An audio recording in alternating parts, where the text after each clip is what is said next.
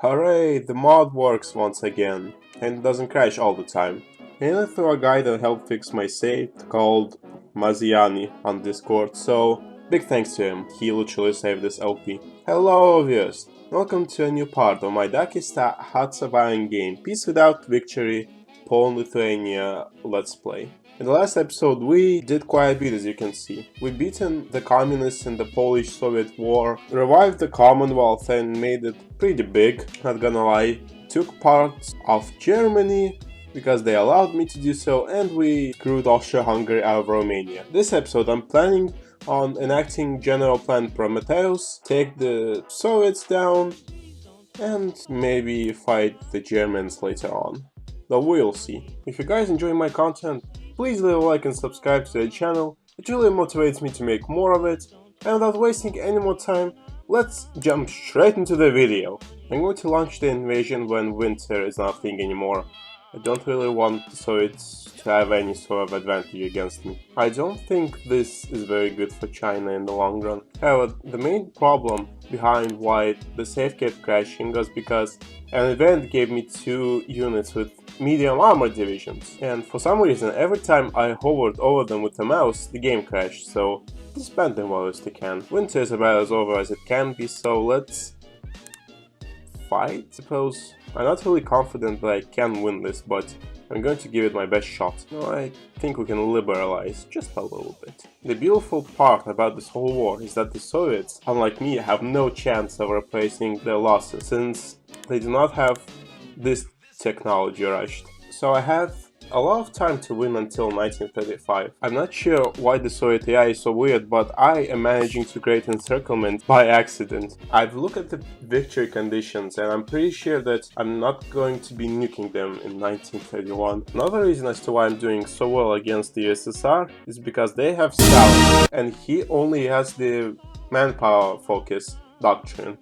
I guess mobility focus with the equal amount of troops, they don't really stand a chance, as you can see here. I'm guessing strike while their stability really applies here, doesn't it? While General Winter did make an appearance once again, I'm sure it won't be enough to turn the tide of the war in their favor. The Wing Hussars have arrived in Moscow. How fitting.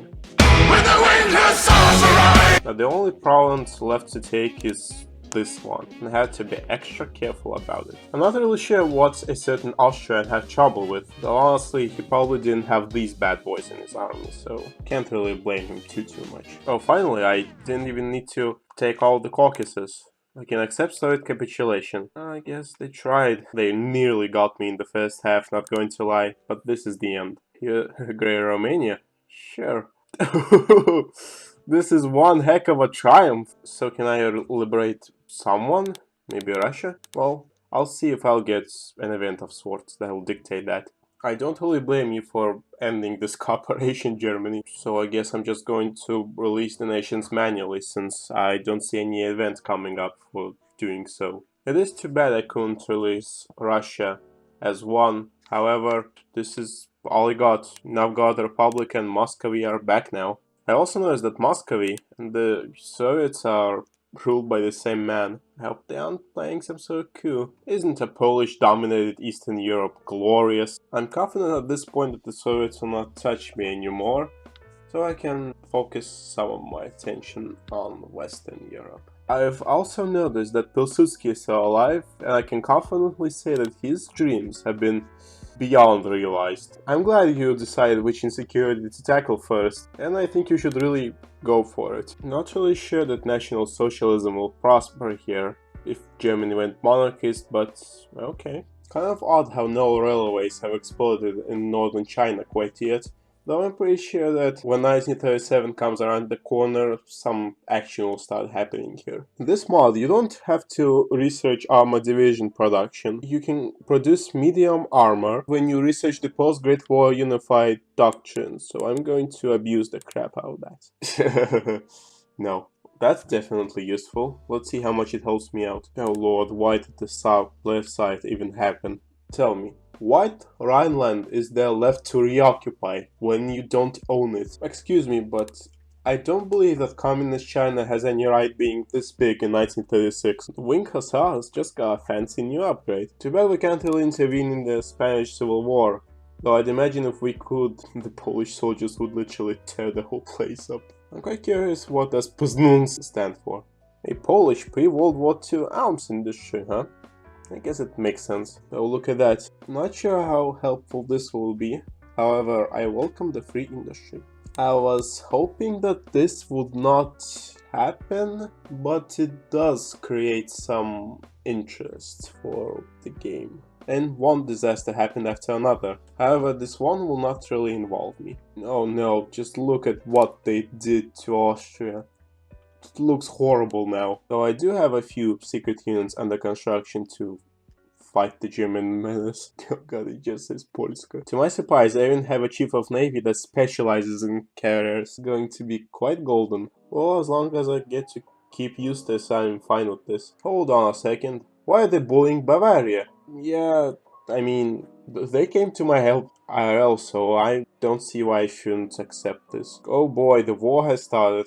I need to act fast. Okay, this war is much more messy and difficult than I thought it would be, but I seem to be doing okay in some places, even managing to encircle German and Austrian divisions. And you guys are calling me mad for building so many carriers as Poland. Look at that shore bombardment modifier. This just makes it all worth it. Though, in all honesty, I am quite surprised that these rowing boats can leave the port, much less perform shore bombardment. I'm guessing this is where the stakes are really high, because the Germans declared war on the Netherlands, Belgium and France. This probably dictates whether or not the Allies will manage to fend them off. And if the Allies lose, I'm in a lot of trouble. It took quite a while, but I managed to make this encirclement a thing finally. And Serbia has been capitulated. May or may not free up the front a little bit. Oh man, the United Kingdom really is the POC champ. They allowed me to encircle so many divisions here. I really was hoping that I would be the first to Berlin, however, the United Kingdom beat me to it with their landings. Yeah, well, at least we won. It looks to me as if Germany is sort of managing to beat the United Kingdom back. So I'm just going to wait it out, and then I'll just swoop in. I feel this is what Stalin did when he approached war. I forgot to mention, but Allied horde joined Axis and got destroyed by the United Kingdom. Not quite sure what else they expected. Oh look, I took the capital of the German Empire and they surrendered to me. That's very topical. Okay, you guys may not like it, but this is what peak performance looks like. I decided to release Austria-Hungary, which looks extraordinarily depressing, Serbia, Prussia, Bavaria, and the Hanseatic state.